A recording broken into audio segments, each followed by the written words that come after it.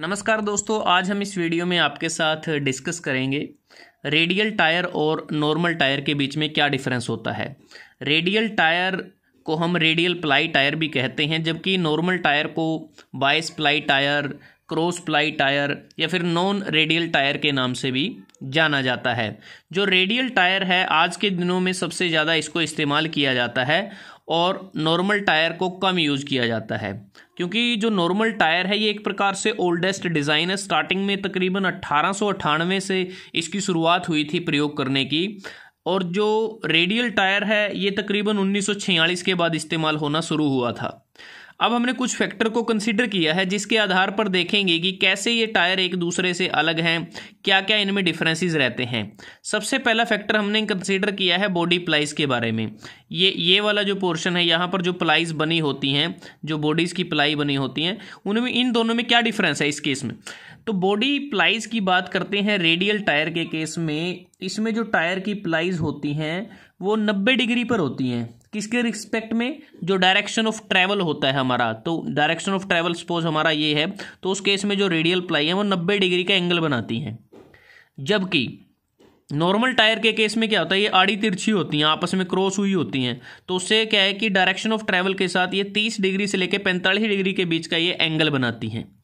Side wall की अगर हम बात करते हैं, साइड वॉल, ये साइड वॉल होती है, और ये अगर हम देखें नॉर्मल टायर के केस में, जो रेडियल टायर है इसकी जो साइड वॉल है वो फ्लेक्सिबल होती है, और एक प्रकार से जो कॉर्नर होते हैं, जो पैच कॉर्नर होते हैं, उनका कॉन्टैक्ट ये रोड के साथ रखता है, और जब हमारा टायर रोड पर टर्न करता है तो उस समय भी इसका नियंत्रण ज़्यादा रहता है नॉर्मल टायर के कंपैरिजन में। और तीसरा जो फैक्टर हमने कंसीडर किया, कॉन्टैक्ट विद रोड सरफेस। अब फ्लेक्सिबल इस केस में साइड वॉल है, तो जो रेडियल टायर है इसका जो कॉन्टैक्ट होता है ग्राउंड के साथ, रोड सरफेस के साथ, वो ज़्यादा होता है, वो फ्लेक्सिबल साइड वॉल के कारण होता है। लेकिन नॉर्मल टायर के केस में जो कॉन्टैक्ट होता है ग्राउंड के साथ वो कम होता है। अब ज़्यादा कॉन्टैक्ट होने से क्या होगा, हाई स्पीड पर कम हीट जनरेट होगी रेडियल टायर के केस में। तो एक प्रकार से जो टायर का जो ट्रेड होते हैं उनका यूनिफॉर्म वियर होगा, उनका ज़्यादा वियर नहीं होगा।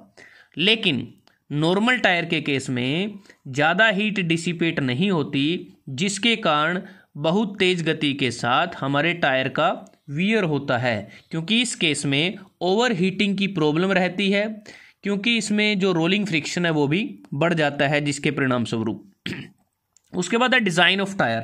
अब डिज़ाइन ऑफ टायर की अगर हम बात करते हैं, जो रेडियल टायर होता है, तो जैसा हमने बात की, इसमें यहाँ पर अगर आप देखें ये स्टील की बेलेट्स लगी होती हैं, और जो स्टील की जो बेलेट होती हैं वो इसको ज़्यादा स्ट्रेंथ भी प्रोवाइड करती हैं, जो ट्रेड है इसको।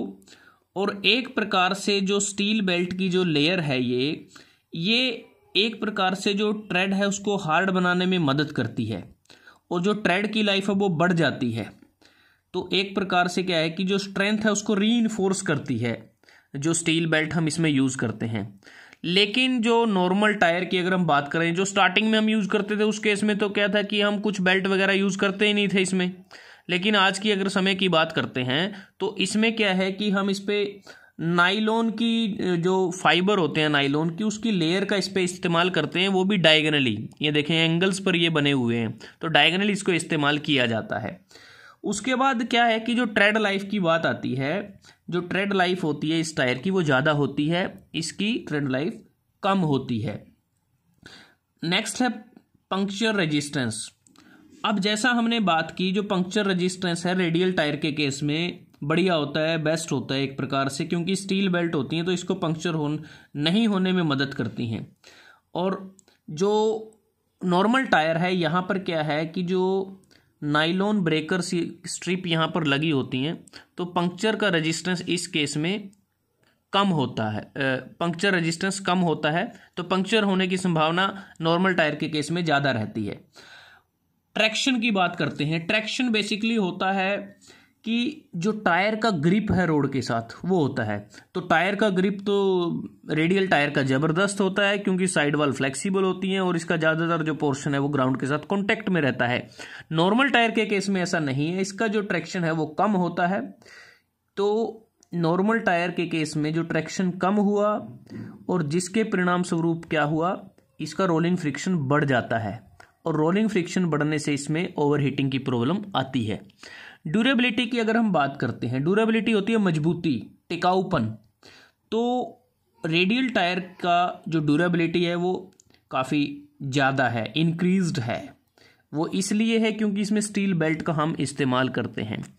नॉर्मल टायर की ड्यूरेबिलिटी रेडियल टायर के कंपैरिजन में कम रहती है।